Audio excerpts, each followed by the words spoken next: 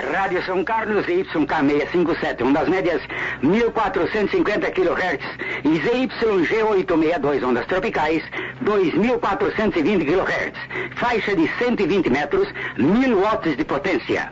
Estúdios e escritórios, 9 de julho 1801, caixa postal 115 13560, São Carlos, São Paulo, Brasil. Pioneira, sempre a primeira. 48 anos de amor. Rádio São Carlos, a emissora do coração. A música é muito importante pra mim, pra poder me expressar no mundo assim. Através da minha rádio, soltar as emoções e viajar, ouvir minhas canções. Rádio São Carlos. ZYK 657, ondas médias 1450 kHz. ZYG 862, ondas tropicais 2420 kHz. Emissoras do coração. Rádio São Carlos, a voz do interior entre as melhores do Brasil. E não se fala mais nisso.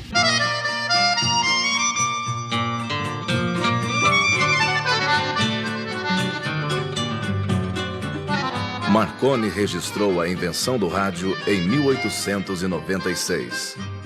Numa iniciativa de Roquete Pinto, a primeira estação de rádio no Brasil foi inaugurada em 1922. Gisto Rossi fez diversas experiências de radiodifusão na década de 30. A Rádio São Carlos, primeira rádio da cidade, foi inaugurada em 1941. De 40 a 60, a Rádio São Carlos viveu seu período áureo. É o que procuramos mostrar. O rádio é o jornal dos que não sabem ler. O mestre de quem não pode ir à escola. O divertimento gratuito do pobre. O animador de novas experiências. Higino Corsetti. Rádio São Carlos, ondas médias 1590 kHz e ondas tropicais 2410 kHz.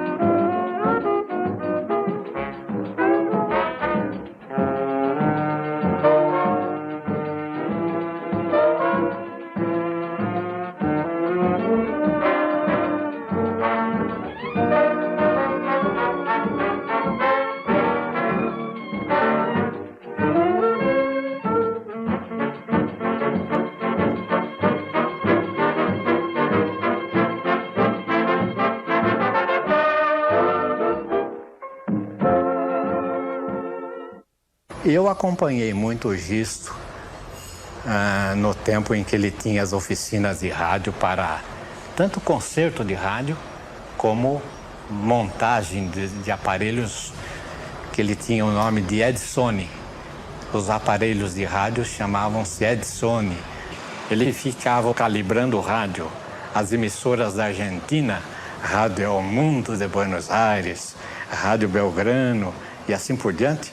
E ele sonhava em ter isso também em São Carlos. O Gisto ele foi um pioneiro em termos de rádio no interior do estado.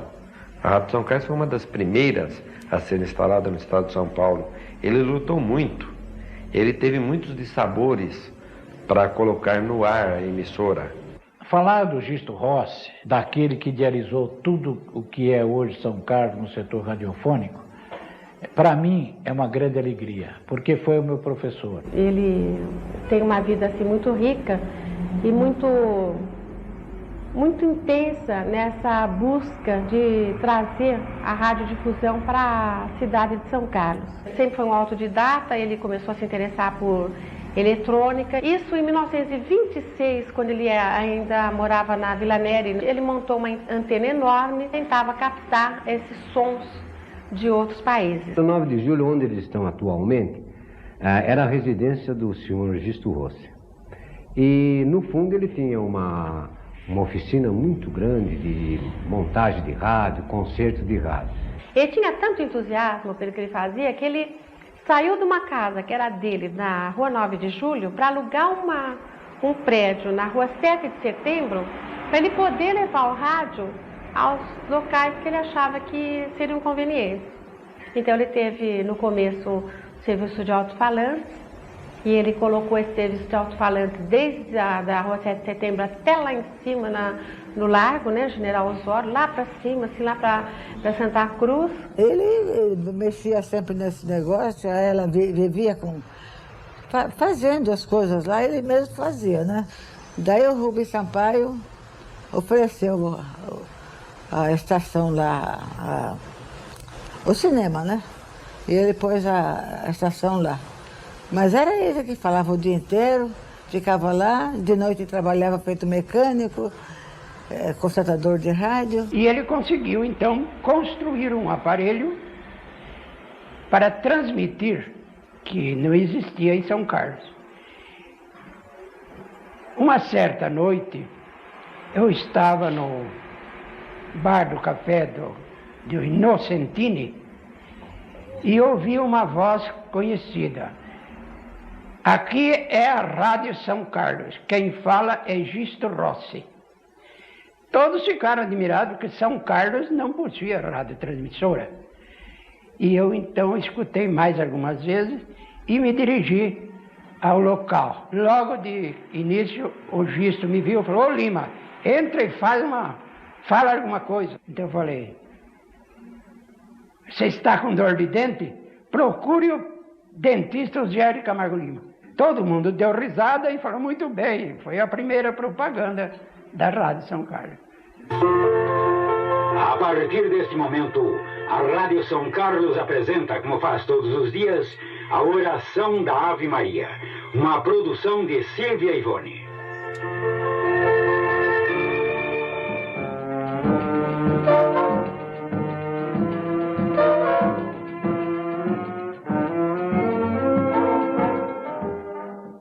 Você sabe que no começo tudo é o caos, né? Até a criação do mundo era o caos. E realmente tudo era um amadorismo completo, era o rádio romântico da época. Não é como hoje em dia que tudo bem profissionalizante. Aquele tempo você tinha que colocar a alma e o coração. A rádio era muito rudimentar.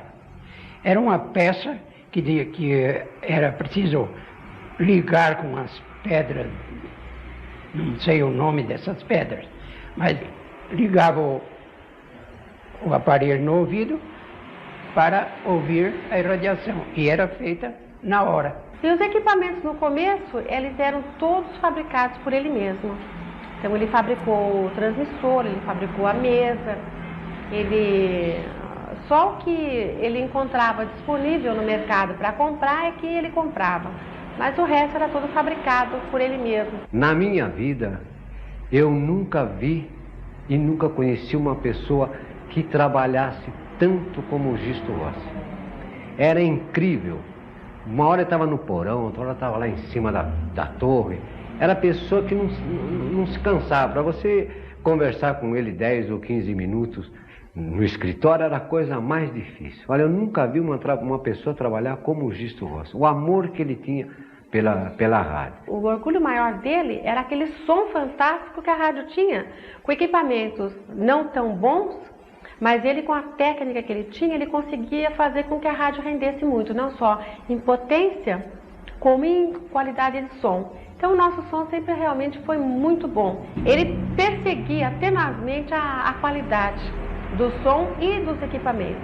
A rádio começou a funcionar legalmente no dia 1º de janeiro de 1941. Desde o primeiro dia que a rádio começou a funcionar, eu fiquei trabalhando. O Gisto saía na rua para arranjar propaganda. E eu ficava na rádio fazendo os serviços lá. Todas as transmissões que nós fazíamos pela Rádio São Carlos eram feitas ao vivo. Nós levávamos os fios pelos postes da cidade até o local onde deveria acontecer o evento. E, daquela maneira, nós transmitimos depois para a rádio, com um aparelho comum, nós fazíamos a transmissão das festividades que aconteciam na cidade. A rádio tem uma influência muito grande na história de São Carlos. A rádio fazia de tudo, na parte artística, na parte de canto, na parte de literatura, mas abrangia todos os setores da cultura em São Carlos. Mas ele foi muito combatido nessa época, porque a situação internacional estava um pouco complicada, né? Havia as revoluções, a Segunda Guerra de 1940-45, e meu pai era italiano, casado com uma alemã. E justamente então começaram as perseguições, pelo simples fato dele ter o nome Rossi e minha mãe ter o nome Kepp. Ele foi até perseguido porque achavam que ele estaria passando informações para os inimigos através de um pretenso transmissor oculto. No tempo da guerra, não tinha propaganda, todo mundo tirou a propaganda. Daí eu fui para o Rio de Janeiro, para o DIP, que era o Departamento de Imprensa e Propaganda.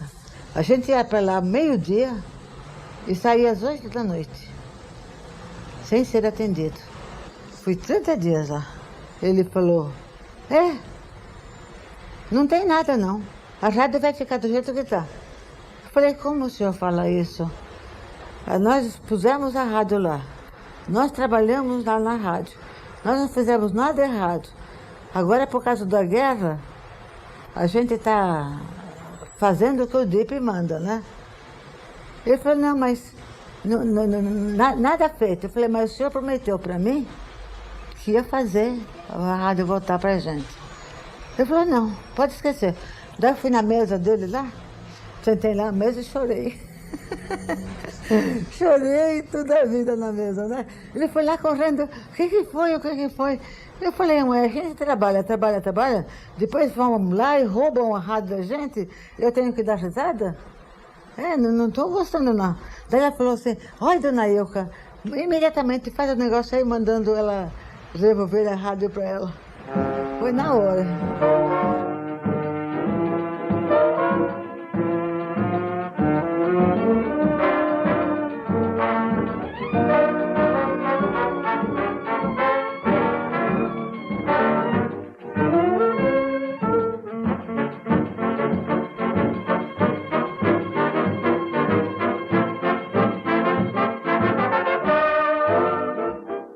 A rádio funcionava lá na rua 15 de novembro, mas era um prédio simples.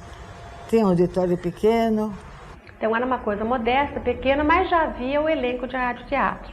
Além das transmissões em si, era um centro de cultura. Aí ele quis partir para uma coisa maior e ele então construiu um auditório que foi considerado na época, e eu acho que dificilmente algum auditório conseguiu suplantar esse tamanho, porque era um auditório enorme que tinha 1000 pessoas, 1000 lugares sentados e um local muito amplo e estava sempre lotadíssimo, grandes orquestras, né, vinham e o palco era tão grande que comportava uma orquestra inteirinha ali dentro daquele palco. Quando inaugurou o auditório, eu fui para o Rio de Janeiro para contratar o Carlos Galhardo. Então eu fui lá, falei com ele e tudo, e ele falou que ia. Era 10 horas da noite quando ele chegou. A década de ouro da Rádio São Carlos começou por volta de 1950. Grandes artistas foram contratados, Carlos Galhardo, Ângela Maria, Aracide Almeida, pessoas assim que não tinham empresários. E você era obrigado a ir até onde eles estavam para fazer o contato e contratá-lo. No tempo em que não havia facilidade para aviões, as estradas eram muito ruins. E eles então realmente vinham por amor à arte. Os artistas internacionais então, que Tito Schipa esteve na rádio, a orquestra de Francisco Canaro e os artistas nacionais, Ivone Cury, Nelson Gonçalves. O auditório da rádio servia tanto para shows internos, né, como também para artistas. Quando nós trouxemos a Tônia Carreiro, o Paulo Altran, o Valmor Chagas, e eles vieram apresentar a peça no palco da Rádio São Carlos, com o auditório os 3 dias lotado. A Rádio São Carlos tinha as suas noites de gala com a apresentação desses artistas. Gregório Barrios, Pedro Vargas. Nós tivemos na Rádio São Carlos Cândido de Arruda Botelho, muito conhecido Cândido Botelho. Deu um espetáculo à noite, um espetáculo maravilhoso, um espetáculo de gala, que inclusive as pessoas... Todos compareceram de paletó e gravata, as senhoras compareceram de vestido longo, e ele cantou como se estivesse cantando a primeira vez. Como ele disse, eu cantei para São Carlos como se estivesse cantando no Teatro Ópera de Paris. No auditório, o que tinha muito bom era os programas de calouros. Era uma oportunidade para os novatos se apresentarem. O Augusto Barbosa tomou parte, o Jair Rodrigues. O auditório chegava a ficar tão cheio, mas tão cheio, que era impossível você tentar entrar ou sair, porque realmente era inacreditável o poder que esses programas exerciam sobre as pessoas. E muita gente famosa hoje começou aqui, né, em São Carlos e na Rádio São Carlos, por exemplo, Jair Rodrigues. Me deu uma abertura muito grande para mim poder trabalhar no rádio, que eu sempre fui batalhador mesmo. Ele era tão bom como calouro que não tinha mais graça, né? Toda vez que ele cantava, ele ganhava os prêmios. Foi feita uma brincadeira com ele, numa época lá, que ele iria ganhar 1 milhão de prêmios. Mas esse 1 milhão de prêmio não era 1 milhão de cruzeiros. Um gaiato lá fez 1 milhão. 1 milhão, tamanho Itu, 1 milhão. Para mostrar que ele já não tinha mais condições de ficar se apresentando, porque realmente já estava sem dar chance para os outros. Atenção, esportistas! A equipe da Verdade informa o que vai pelo mundo dos esportes.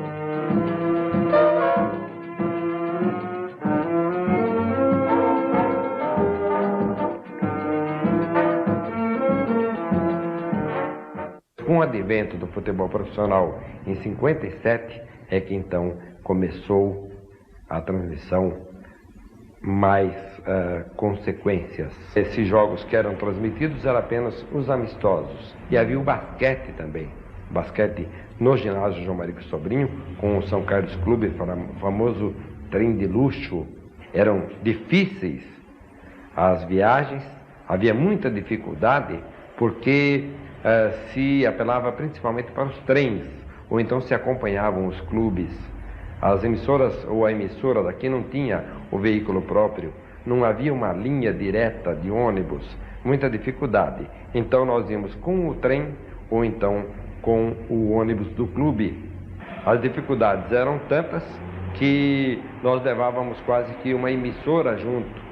Nós tínhamos o aparelho que hoje ele é transistorizado, é o tamanho de um telefone, e nós chamávamos de Dona Maria Gorda, porque pesava quase 50 quilos. Nós tínhamos dificuldade, porque chegava na estação, ou pegava um táxi, que era muito difícil, ou ia a pé até o estádio para a transmissão. Houve um caso, por exemplo, que em Bitinga, quando nós chegamos, estava tudo preparado para que o Bandeirantes perdesse, para que o time lá ganhasse, para que as dificuldades fossem maiores. Quando nós chegamos, perguntamos ao pessoal da telefônica onde estava a nossa linha. E o rapaz mostrou e falou, está lá em cima. Onde? Em cima da caixa d'água. Nós tivemos que subir na caixa d'água e transmitir de lá. Às vezes, nós íamos para fora, havia apenas uma linha. Transmitíamos o jogo inteiro, comentávamos o jogo inteiro. Quando nós chegávamos na rádio, íamos perguntar para o técnico como foi a transmissão. O técnico perguntava quanto foi o jogo. Então nós sabíamos que nada havia saído. No começo das nossas transmissões, o Sr. Gisto Rossi instalou 2 linhas, uma para o ginásio João Marico Sobrinho e outra para o estádio do Paulista. Quando surgia algum defeito, alguma coisa que dificultasse a transmissão, o Sr. Gisto Rossi apanhava uma escada, punha nas costas, corria o trecho inteiro da linha com um fone, subia no poste, coisa que eu admirava muito, porque por ser dono de uma emissora, ele não tinha necessidade, mas ele tinha tamanho respeito pelo trabalho, pela emissora, que ele ia ver o que estava ocorrendo. E muitas vezes ele acertava logo no início, porque era um grande técnico em termos de eletrônica.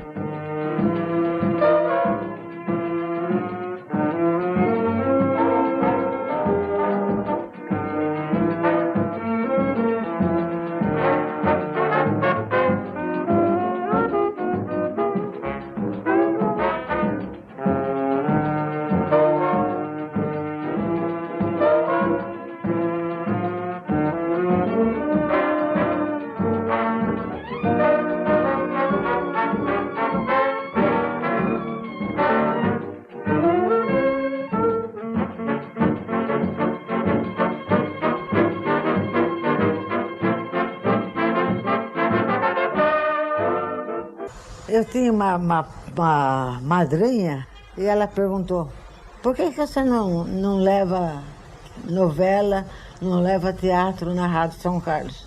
Eu falei, mas como é que eu vou fazer, né? Onde é que eu vou pegar as peças? Ela falou, você vai para casa, você senta na cadeira, na máquina e faz. E foi assim. E a Ivone tinha que cuidar da parte artística.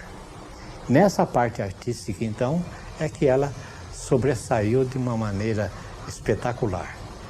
Já quanto ao teatro em si, que nós tínhamos a representação de uma peça teatral todos os domingos, às 13 horas.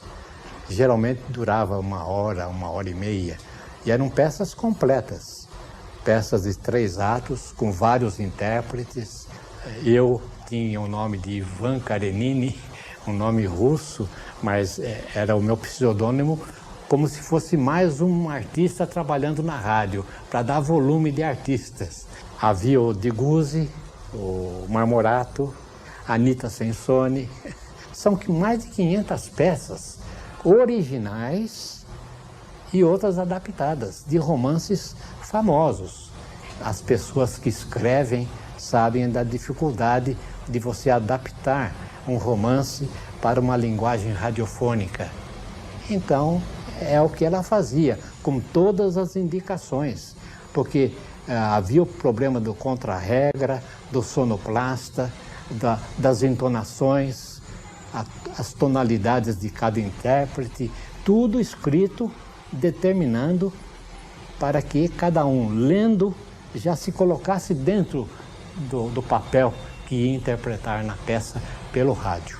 Ela quis voar mais alto e veio para São Paulo, onde teve um sucesso tremendo no antigo Sumaré, né? A cidade do rádio. E ela foi contratada, então, para escrever novelas, tanto para a rádio, para a difusora, como para a televisão. Eu fiz umas 15 novelas para televisão.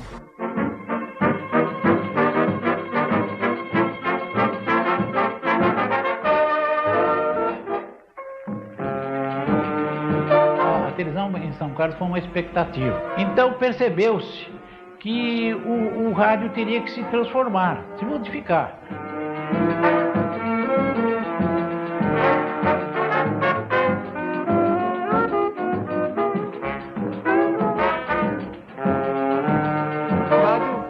Morre nunca, né? Isso não tem. Você está um companheiro seu em qualquer ocasião.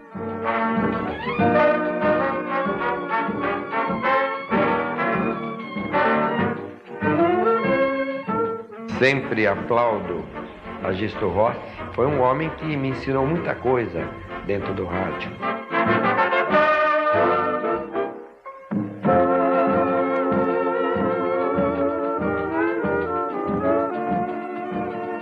A Silvia Ivone, inteligente, culta, mas dinâmica como ninguém eu conheci na vida, viu?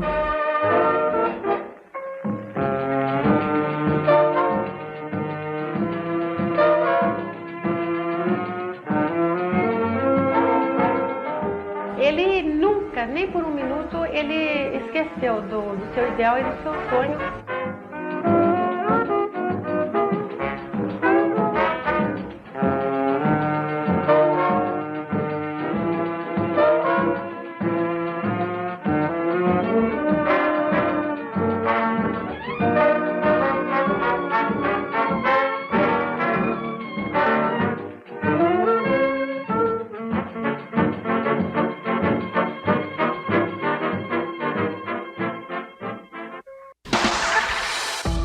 Restaurante Dona Inês, Rua Raimundo Correia, 1415, Vila Marcelino. Telefone 16 3413 7170. 16 3413 7170. Mini rodízio com pista de salada, pista quente, sobremesa e 8 tipos de carnes por R$25. Kit família para 4 adultos, R$35. Marmitas mini, R$9,99. Marmitas média, R$13. Marmitas grande, R$16. Temos também marmitas com churrasco. Confira. Restaurante Dona Inês, Rua Raimundo Correia, 1415, Vila Marcelino. Telefone 16 3413 7170. 16 3413 7170. Alô, aqui é o Bottini. É você mesmo, Bottini? Sim, eu mesmo. Você está com a conta telefônica gigante e cara? Eu estou, Bottini. Então atenção, eu te apresento o melhor serviço de telefonia móvel empresarial da região. Telefonia Assisc. Se você quer segurança, agilidade, nada de burocracia e o melhor custo do mercado, o seu plano de telefonia está aqui. Vai ligando 16 3362 1900. Esta é a Rádio São Carlos, ZYK 657, ondas médias 1450 kHz, 1000 watts de potência. Rádio São Carlos, a primeira da cidade. São Carlos, São Paulo, Brasil. De segunda a sexta, na pioneira da cidade, Fala São Carlos. Jornalismo dinâmico, prestação de serviços, entrevistas, debates e a sua participação. Fala São Carlos com J. Ribeiro Filho, de segunda a sexta, das 7 às 10 horas, aqui na Rádio São Carlos, a pioneira. WhatsApp Fala São Carlos, 3419-9462. 3419-9462. Você ouve aqui na Rádio São Carlos. Fala São Carlos, a voz da população são carlense.